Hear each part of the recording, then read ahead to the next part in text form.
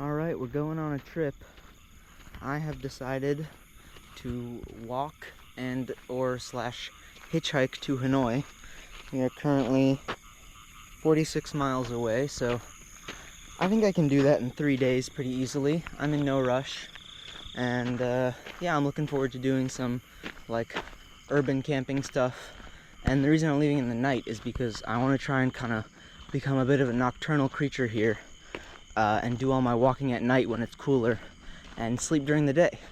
So 46 divided by 3, that's like, that's like 15-ish miles a day, which I can do quite easily. And then if you throw in hitchhiking in there, I mean, we're off to a good start is what I would say. Yeah, I'm looking forward to it. Alright, it's been like an hour and a half, and I've gone 4-ish miles. Another thing that I didn't even think about walking during night, but is like a huge benefit, is that I'm kind of walking alongside like main roads a lot for this, because there's not like a great, gigantic walking path, and they're so dead at night. Like I'm in the middle of the highway right now, and I've just seen nothing. It's great. So yeah. Alright, it's like 3 in the morning. At this point I've done like maybe 7 miles. But check out what I stumbled upon. Check out, here, let me turn on my flashlight. Check out these cool ass bonsai trees that just kind of like appeared to me out of the middle of the dark. You can't really see them, I guess, with the current light levels, but trust me when I say they're really freaking cool, man. There's like a whole garden's worth of these bonsai trees that are just like, I don't know what kind of tree this is when it's not cultivated this way, but it's really cool. They got some like bigger ones. They got this classic looking one. Here, let me see if I can get at a better light. Yeah, like look at this thing. It's like straight out of some like manga or something. I mean, this one is just like the stereotypical super long outreaching branch one. It's just really cool. Alright, well, I made it about 13 miles on foot, and that took me like 8 hours, so that was a terrible rate of going. I got really tired by like mile 11. But turns out I didn't even need to solicit for my first hitchhike. Somebody just fucking pulled over and offered to just do it, and I just hopped in their car because I'm a trusting person. Yeah, the first hitchhike just kind of foisted itself upon me, and I said, take me to Hanoi, and if not, as close as you possibly can, thank you so much. And he said okay, and now we're on our way. I think he said he can't take me to Hanoi, but hopefully he'll get me close enough where I can just walk the rest of it today, and then find a bridge or a park somewhere to sleep. Thank you. Come on. Okay. Alright, we're stopping for a smoke break. I don't know if this means that the ride is over, or he just needs to smoke and then we're back on the road. But I appreciate that he doesn't smoke in his car, because I know a lot of people do that here, so at least he's got the decency to keep it outside. Alright, well, ups and downs. This was at 32 miles left when I got in his car, so he has driven me 3 miles in the wrong direction. But once I got out, and during the smoke break, after the smoke break was over, he tried to call a taxi for me to get me to Hanoi. And I was like, no, dude, I'm hitchhiking, but I know how to say that. So I just wrote down, no, I have no money for taxi. And then he insisted on giving me 500,000 dong. And I really profusely tried to refuse it, and he was just not taking no for an answer. So I'm set back by 3 miles, but I'm up 500,000 dong, which is, I don't know, let's do the math. That's the equivalent of, let's see, 250,000 is $10. It's the equivalent of 20 bucks. He basically drove me 3 miles in the wrong direction and gave me 20 bucks. Which, you know what? I'm down with. Alright, so for some real actual hitchhiking now, I have a Sharpie. We are in search of some scrap cardboard, and then either a gas station or a red light right at an on-ramp to the highway. Now, I do not have any data right now because I don't know, I think I only paid for like 2 weeks and I don't really understand. All the messages are in Vietnamese. So we will have to find the gas station slash red light at an on-ramp just completely normally.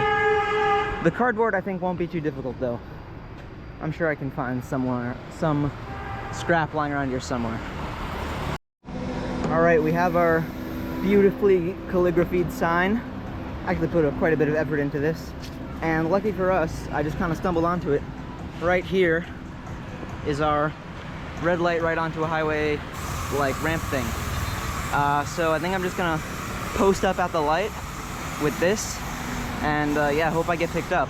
I guess now would be a good time to mention why I didn't do this in the first place.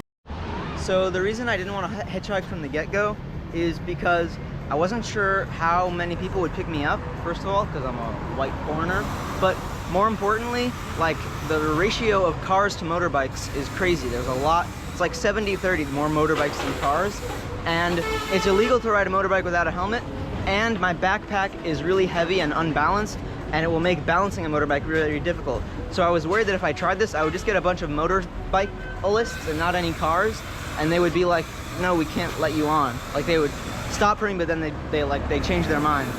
So I wanted to get in these first 15 miles as a sort of like backstop. Like, okay, if it seems like I stand here for like 4 hours and I'm really not getting any rides, I'll just walk the rest of the way. So I had that to fall back onto.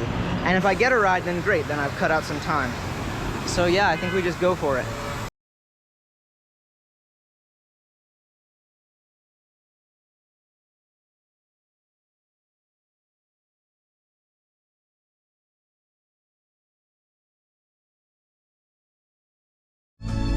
Fuck me, that was fast. That took 3 minutes.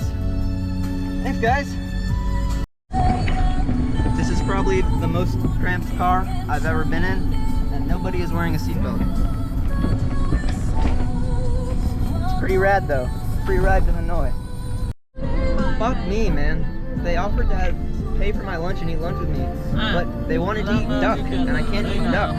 So I just had to say no. I feel like a fucking asshole, because these guys are so cool. Hello, hello. Hello. Hello. Yeah, you're on YouTube, dude.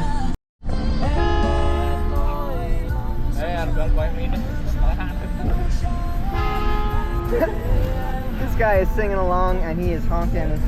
Dude, you sing along. Driving in this country gives me a fucking aneurysm. Jesus fucking Christ. They have been swimming in and out of the cars. They like consistently miss people by a foot. Like, look at that. We miss them by a foot, and that has happened like 100 times. And they just spam the horn more when they get closer. They don't actually slow down. I'm gonna have a fucking heart attack in this car. Also, yeah, another thing I should mention. This is a truck, which is, it's pretty rare for trucks to pick up hitchhikers. So, as my first true hitchhike, I feel pretty special that I got a truck. I think they're maybe transporting animals, I'm not sure. Alright, I'm not entirely sure, but I'm pretty sure... Oh yeah, graphic content warning. I'm pretty sure these cats are for eating. Yeah, they're pulling them out, and then... Okay, I'm not going to show that. Holy fuck, he just chopped that cat's head off. And yeah, and then they're put into this pot of like feathers and stuff that they're boiling. I think they're making dead cat soup. That's the kind of stuff you see in Vietnam. Oh god, that was so gruesome. They really did just chop that cat's head off right in front of me. Alright, I'm only going to show it for a very brief second, but they do also seem to be cooking dogs. You know when Trump said they're eating the dogs, they're eating the cats? He was talking about this Vietnamese family specifically. Alright, looks like it was an animal transport truck after all. They were transporting chickens, and oh, there's another dead dog back there. Okay.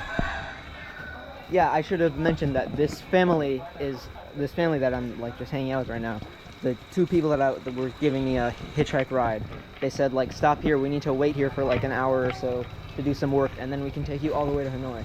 And I guess that work was skinning dogs and cats. Oh yeah, I just realized, when they were in the car and they said, do you want to have duck for lunch with us? That's what I heard them say.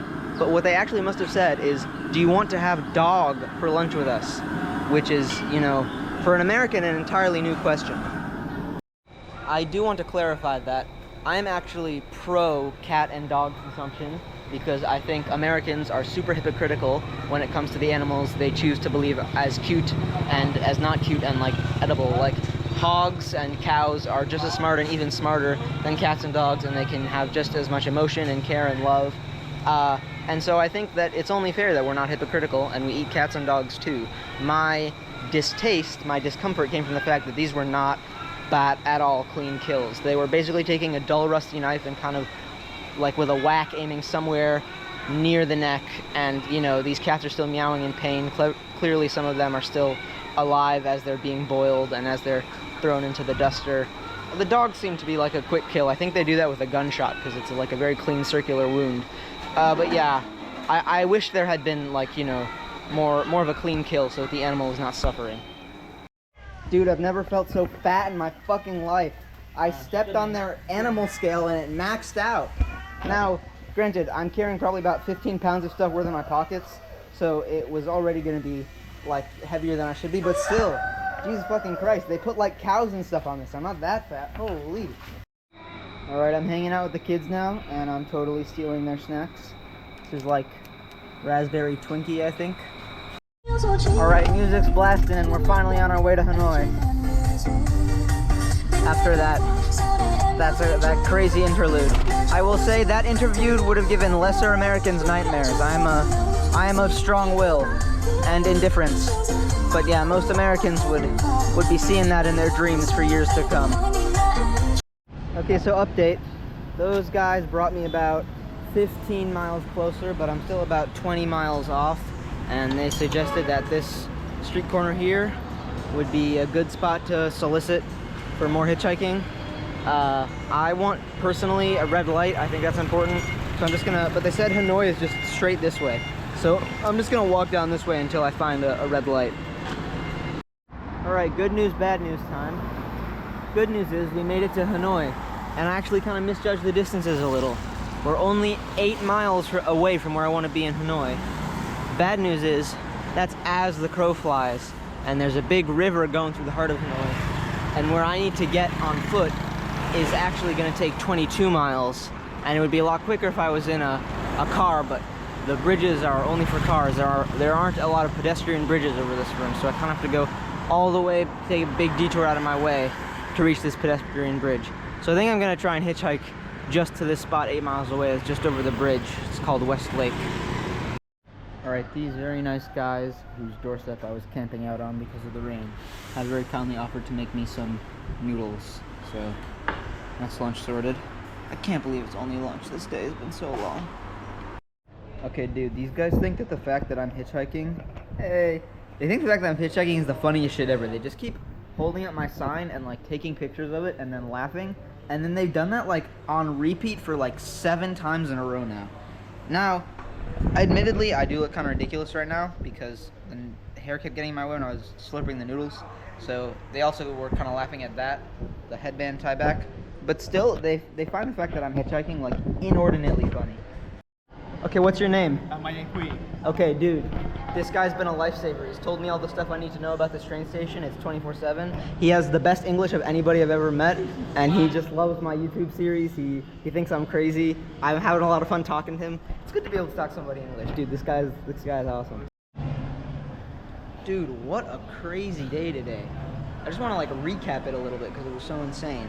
I woke up at midnight and then chugged a coffee, which is something I never do. Oh yeah, also, I haven't peed in like 23 hours. I thought coffee was supposed to make you pee, and I drank a lot of water today, and I should probably be worried about that.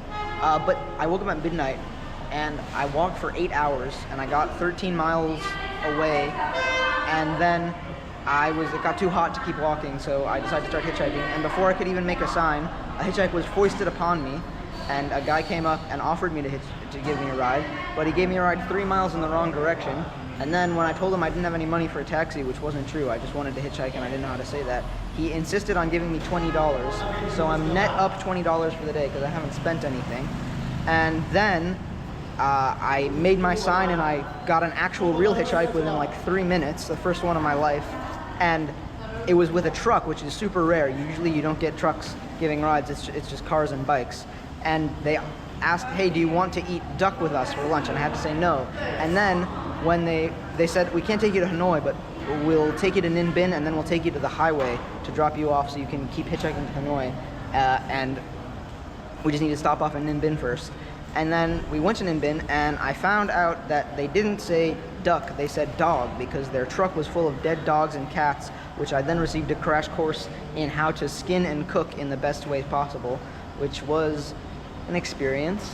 And then they dropped me off like from the 5 minutes away from the highway and said, here, just keep hitchhiking from here. But it was kind of close to Hanoi, so I decided to just walk it. So I walked for another 5 hours, and so I did 13 hours of total walking today. I covered 18 miles. Easily I covered 18 miles. Probably covered more like 20 miles. And then I made it to this train station where I am now, because I just thought the train station would have free Wi-Fi and like charging ports, and luckily it did. And I think now my game plan is to just sleep here tonight, because it's 24 hours. It's kind of frowned upon to do that, so I'm gonna kind of find a corner to tuck myself away into when they're not looking and try to catch some Z's. Yeah, what a crazy day, but not surprising. I feel like I was expecting a crazy day. I was seeking it out. It would have been surprising if it was boring.